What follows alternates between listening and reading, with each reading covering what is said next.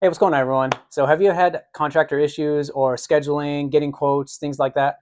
Well, I'm going to go over one of the first major rehabs I had at one of our short-term rentals. Just go over some specifics and then basically what we learned from it.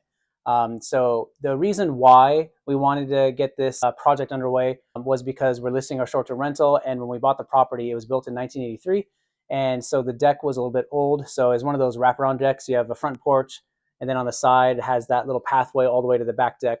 So we wanted to redo it, just kind of make it look nice, because that's kind of one of the main features that's going to be listed or shown in the photo. And also, it's just a nice, thing to have, that you can kind of sit on the front porch, look at the intercoastal waterway. On the backside, you have a view of the ocean. So it's just something that we really wanted to make sure that was a good presentation for the property. And so when we knew we wanted to do that, we had short-term rental management in place at the time. We didn't have them for long. We now self-manage. So I'll get into a different video about that later. But basically, we knew from the short-term management company that we were going to have a contractor quote. So that was fine. But we wanted to get at least two other quotes. And so we did. The first one that came in, actually, so we got, we were getting to these quotes, and the first one that came in was about 30 grand. Now, mind you, I have no experience in contracting or anything of the sort, and so I don't know any better. But my hunch told me that that was a bit high for the size property we had for that deck. So I told him, thank you, I appreciate it. And he said, you're not going to find a better price on the island. I said, okay, maybe that's true. Maybe everyone's going to quote me 30, and that's just the way it is. So another quote came in. I think it was maybe slightly higher, lower. I really can't remember. I remember it was being around somewhere around 30. And then we get our quote from the property management company, and it was 16,000. And you think off the top of your head, like, that's half. It's like, well, first of all, price isn't the only factor, but yes, that's a huge factor. So when we were looking at them at the time, the short-term rental management company had a good reputation. They had good Google reviews, and a lot of some of the reviews, I believe, talked about some of the maintenance issues that it was positive. And so I had a feeling that they've been in business for a long time. Some of the maintenance, that was mentioned in reviews were good. Thought, okay, they probably have a strong team. I didn't go super in depth into, like, if they had the contractor's license, like if that's required in the states, and then because I guess not every state, maybe they have different rules, state laws, things like that. But I didn't really go into depth about asking all the questions, which I probably should have. But anyway, so I did have a general, overview and just an analysis of, all the contractors seem to have roughly the same experience. So based on that, with this price difference, we thought to go with them. And so we did, and we got it underway. And of course, it got delayed a little bit. It wasn't terribly long, but it did get delayed. And then one of the things that I felt like was a shock was that, I know it was a quote, so I know it's flexible. Of course, it's not a guarantee that's going to be on the penny when you get that final bill, but it was about a 20% increase or a cost overrun. And that's when I kind of learned of, oh, these things can go over budget, but ended up being a little closer to 20,000 after all said and done. And of course, I asked the property management company, why did it go over? And they said that there was some rotting, like some of the staircase, the planks and whatnot. There was some wood rot in some of those areas. They had to replace it, and somehow that cost an extra 4.5 grand. So okay. So anyway, knowing that these things go over now in the future, when we're doing budgeting, we're always adding in that 10, maybe 20% extra buffer just in case of anything, and also some increased times as well, because inevitably things are going to come up.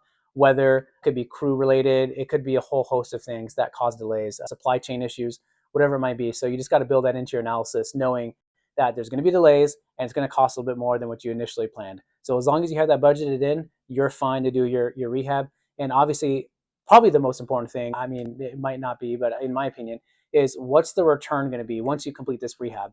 So are you just doing this rehab simply because you want to make the property look prettier, or that you want there to just be that, knowing that you did a large rehab, but it doesn't actually bring you an increased rent, or it doesn't attract these types of tenants that you want, things like that? Otherwise, yeah, I would reconsider whether you need that project or not. But assuming that you did all of that and you do want to move forward, then yes, interview contractors, ask them some in-depth questions like, how long have you been doing the work? What type of jobs have you done in the past? Do you have any past clients that are willing to talk about their experience with you? Those are just basic questions. I mean, there's so many more you can ask, but those are some of the things you're going to want to be able to ask. And I think the number one place that you can get good contractors from is personal referrals. So if you know friends in the area, if you know investors in the area and you're friends with them or their family, and they give you the referral, odds are that if they've done multiple projects with your friends or your family, they're probably not going to goof up, or they're not going to jack up your project. So I would assume that if you get a personal referral from friends or family, you should be good. You might still want to vet them a little bit just to make sure that they're right for your project.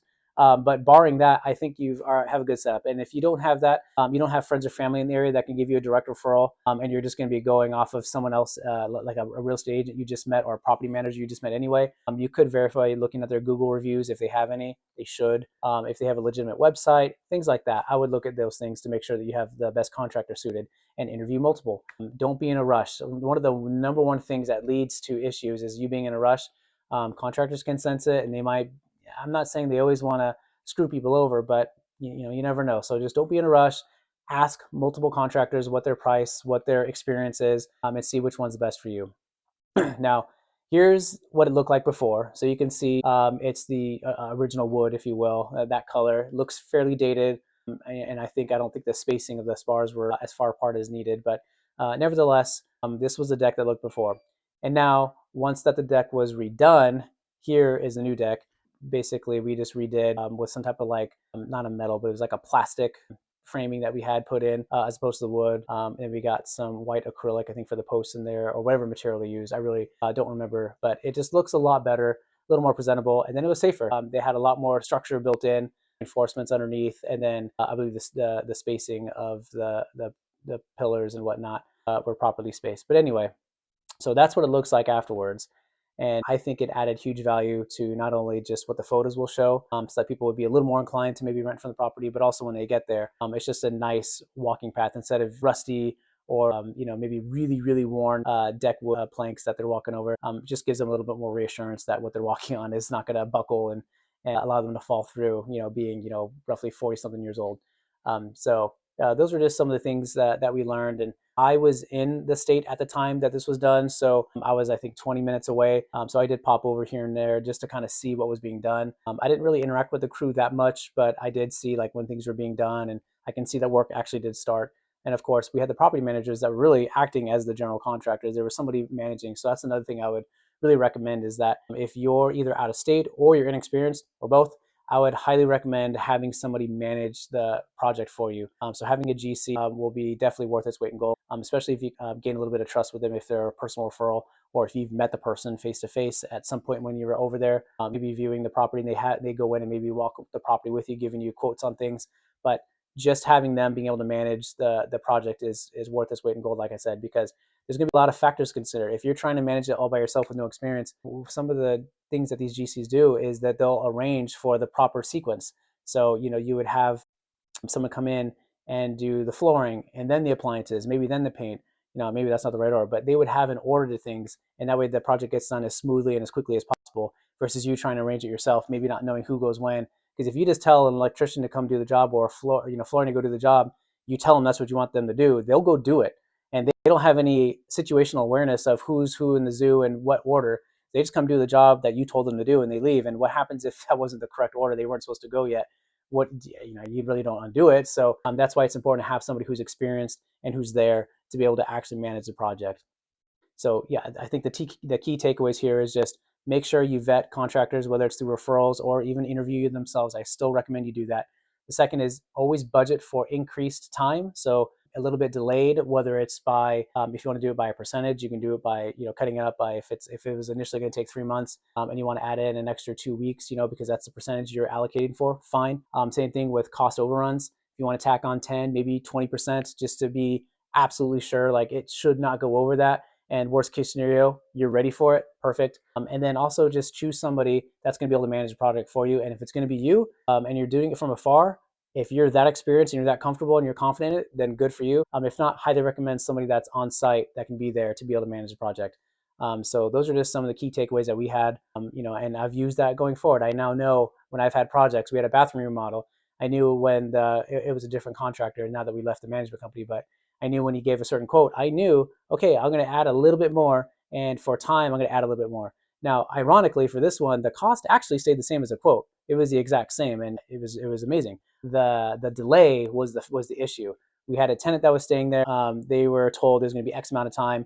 Ended up being a little bit more than that. He started to get a little unhappy on how long they were there, based on we just told him, hey, it's supposed to be a 3-day project, and he said, I'm staying there for 3 weeks, no big deal. Well, turned out to be quite a bit more than just 3 days. But anyway, so just always budget that in. And I just think if you have those key points in mind, you'll be just fine for your next rehab. And of course, on the next videos, we're going to show some other projects that we did, some other more lessons learned. But basically, I think this is just the basics for now. And it just gives people an idea of like what you're going to be looking for when you're doing a rehab, who you're looking for, and then how you're going to manage the manager, how you're going to manage the contractor, and just make sure that things are on time. If there's any anticipated issues, you can try to hopefully cut them off and see if we can get ahead of things. But love to share more of our projects and our endeavors on next videos to try to help everyone gain some independence, some clarity on things in their journey to financial freedom.